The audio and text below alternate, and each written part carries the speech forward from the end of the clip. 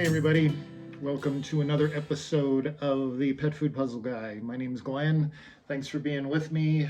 Just want to again thank all the folks that have joined the channel and some really great comments. And I really enjoy making the videos, but I think my favorite part is just hearing from people that, the anonymity, whatever that word is, the fact that we don't really know each other and we're across the world and we just come together on that one topic that we love our pets and we're trying to do the best for them. And we have such great conversations. And I really thought I was going to have to just get attacked. People told me when I started this channel, especially the subject of pet food, that it's so emotional. It's kind of like politics and religion. And I've had a few, but mostly it's just been really good, a good experience. And some of the comments, even people that disagree with me, really opens up the conversation and gets me thinking. And I had a conversation with somebody. I think it was actually on Facebook. I'm a glutton for punishment, so I'm kind of out there on a few different things.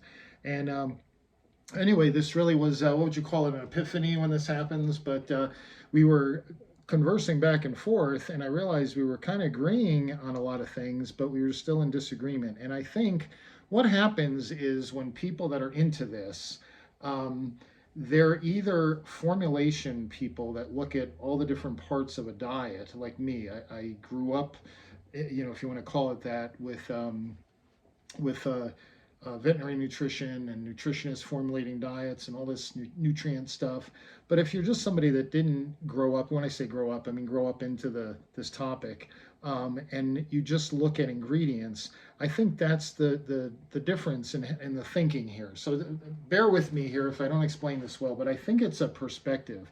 If I compare different ingredients, like fresh meat versus meat meal, somebody's going to come out and say, well, just like this person did the other day, which was a really excellent conversation, said, well, with fresh meat, all the amino acids are available and nothing's broken down. It's all there because it's fresh. It hasn't been cooked. Nothing's been taken or eliminated from it through the cooking process. I'm on the other end saying, well, that's fine. Fresh meat is fine, but so is meat meal. And if you're making a dry kibble, well, you need meat meal. You can't have 80% water like you get in fresh meat in a kibble. That's not going to work. So you have to take the water out. So meat meal is pre-cooked. And I've said this many times. The fresh meat could be nothing but 4D meat and garbage. And the meat meal, it's been cooked and dried into a powder. It could be crap, just like that fresh meat I just mentioned, or it could be excellent human grade chicken that has been cooked and dried into a powder. And the person over here could say, yeah, well, meat though is still better because it has all the amino acids. Nothing's been destroyed in the cooking process. And some people will go to the extreme. The marketing people will take that fact and say, oh, when you do extrusion, when it's over processed, it's overcooked, all the nutrients are stripped. Okay, so they're taking a truth and then they're exaggerating it. Why? Because they're either trying to sell a book or a philosophy or a diet, food freeze dried or raw or whatever. But I'm over here on the other end saying, well, that's true. There's a little bit of amino acid degeneration, more so with vitamins and minerals than amino acids, actually. But that is true. But that's where a protein source like egg, or even the one that everybody goes nuts over, corn gluten meal. If I look at corn gluten meal, now the gluten part is the little heart inside that kernel. It's not the whole kernel. That would be a carbohydrate source. But if you just take the gluten out, can't imagine what machine does that. But that gluten is a protein, okay? And if you cook it correctly, it's actually just as bioavailable as meat. Now, you could, if you're over here, you could argue, well, meat has many more amino acids, essential amino acids, than corn gluten meal. Absolutely true. So does that mean we should not use it? Oh, it's inferior. We're not going to use it. We're just going to stick with meat. No, because I'm over here in the formulation category of thinking, and I know that corn gluten meal happens to be extremely high in an essential amino acid called methionine, which meat has, but not a particular high amount. And after it's been formed into a meal, that methionine drops a little more. So if I just want to compare fresh meat to meat meal, let's say they're both equal quality, oh, well, I've lost some amino acids in this one in the meat meal, so I'm just going to stick with fresh meat. That's better. Well, with the meat meal, don't forget, all that powder now is nothing but protein. There's no moisture in there, okay? So what would I do if I have a few less amino acids available in the meat meal in a kibble? Well, I'm going to just increase the amount of meat meal in that formulation, and also I can use other protein sources that are going to provide what's lacking in the meat meal. And corn gluten meal, again, I use it because it's an excellent example, and it's the one that most people just totally freak over, that we're putting corn gluten meal in a dog food, or worse yet, in a cat food. But the fact is, and this is a fact, this isn't philosophy, this isn't what makes you feel good, this is just the truth, your pet doesn't care where her amino acids come from. As long as she gets them and they're bioavailable to her, her body's happy. So the methionine that maybe is a little lower in the meat meal versus the fresh meat, no problem. Here's corn gluten meal to make the difference. Actually, to give more methionine than you would get in the meat alone. Just like human vegetarians, probably most vegetarians, if they're good at what they do and they've done their homework, they're probably getting more amino acids and valuable protein in their diet than you and I eating our steaks and our hamburgers. Why? Because they're combining protein sources. Egg would be another great alternative protein source to meat. The other thing, and if you watch my videos, I show nutrients all the time, I show minerals, and excess minerals are really harmful, especially as your pet gets older. The risk of urinary stones, the risk of kidney disease, all that, all those excess minerals they have to break down, they're hard on the kidneys, it's just a bad deal. Where are they found? Most of those minerals are found in meat, okay? And in lower quality meat, where there's bone, hair, hoof, feathers, chicken lips, whatever, you're going to find high levels of calcium and phosphorus. So that's why when you watch my videos, what do? We always look at calcium and phosphorus to tell us, aha, here's a food company using high quality meat sources, or whoa, look at this, they're so excessive, no wonder. Look at their calcium and phosphorus, okay? So what's the other benefit of using alternate protein sources instead of meat, which we're all going to agree, meat is awesome. It has not everything, but it has a lot of great stuff in it. We're not competing with ingredients. I'm over here saying, look at a formulation. You're buying a kibble that's formulated with all, 50 some odd nutrients, all precisely balanced in that kibble. You're over here arguing, well, meat is better than meat meal. Okay, that's part of the story. But the rest of the story is we can use meat meal in a kibble and use a little more of it because it's much more concentrated than fresh meat. And what's the other benefit of using alternate protein sources? Again, remember, it's all delivering amino acids, but we know we want to keep mineral levels controlled and restricted for all the health benefits of doing that. That's really hard with meat. It's really hard with low quality meat. The problem is most food companies know you're not looking. Nobody's looking. I'm the only, so far, I believe I'm one of the few people on the internet that knows what I'm talking about, that's saying, look at the nutrients, look, and I put them up. I don't just say it, we actually look at them. I call the companies, I get them, I put them up. And the benefit of that, when you've looked at, like Hills as an example, and I use them as the standard, I'm sorry, they are the standard. You find me something better, please let me know. When I look at the mineral content versus their protein content, what do I find?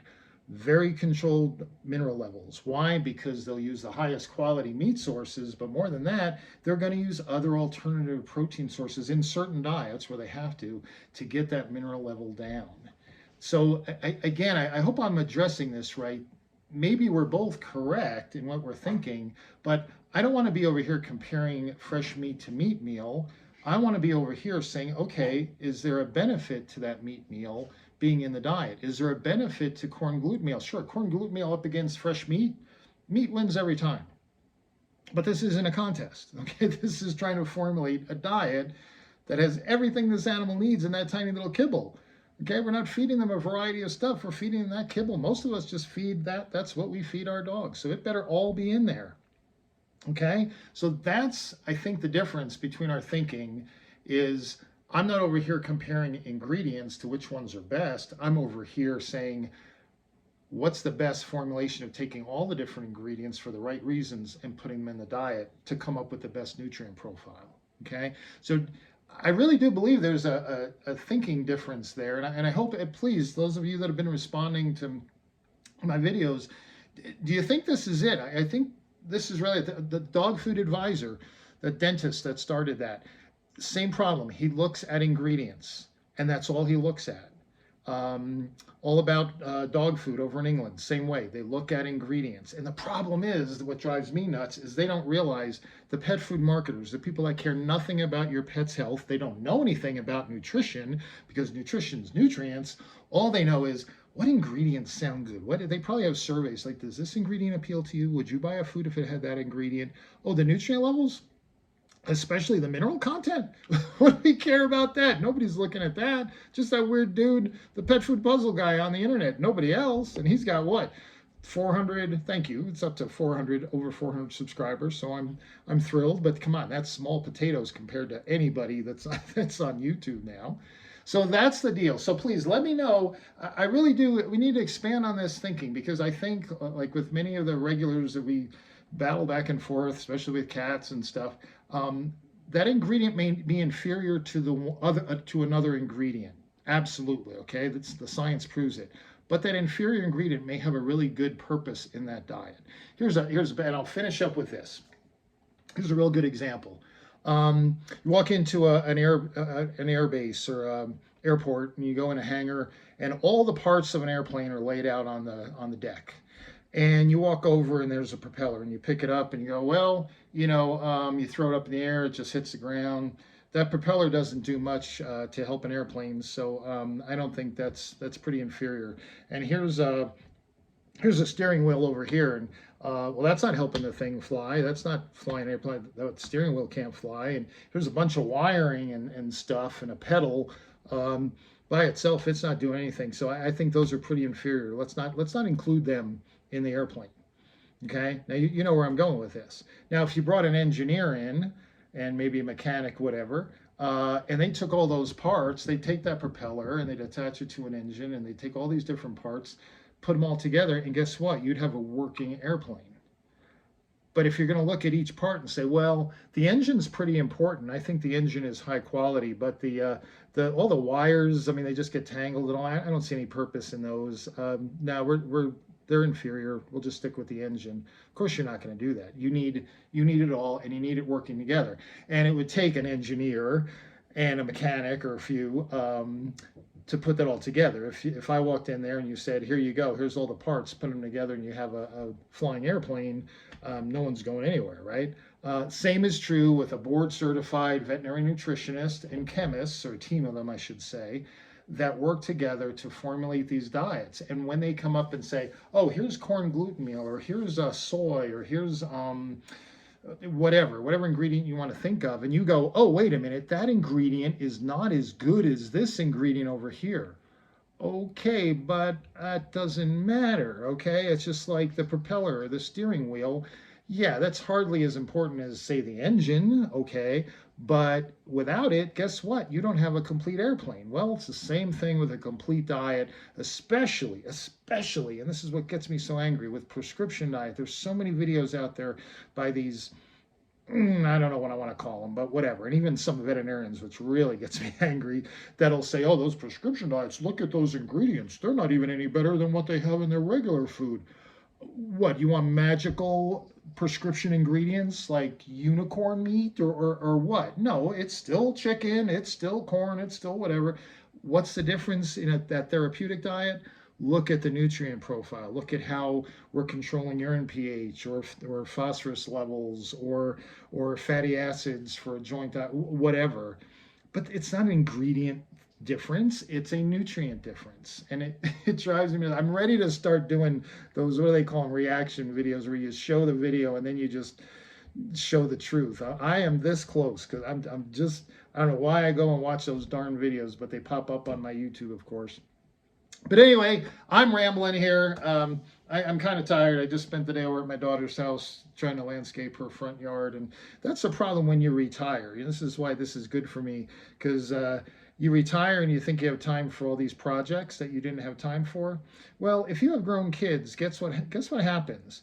instead of you getting your projects done, well, your grown kids, they've got children, they've got full-time jobs, they're working really hard. You remember when it was back in your 30s, it's a tough period, right? So here I am, I'm available. So guess what? I'm the one doing most of those projects that they don't have time for, that I didn't have time for when I was their age. So I am exhausted. So maybe that's why I'm rambling tonight. But anyway, I think this is important. You guys tell me what you think. But is that the disconnect between all of us that really care and we're all researching and all? Don't look at individual ingredients and compare them to each other.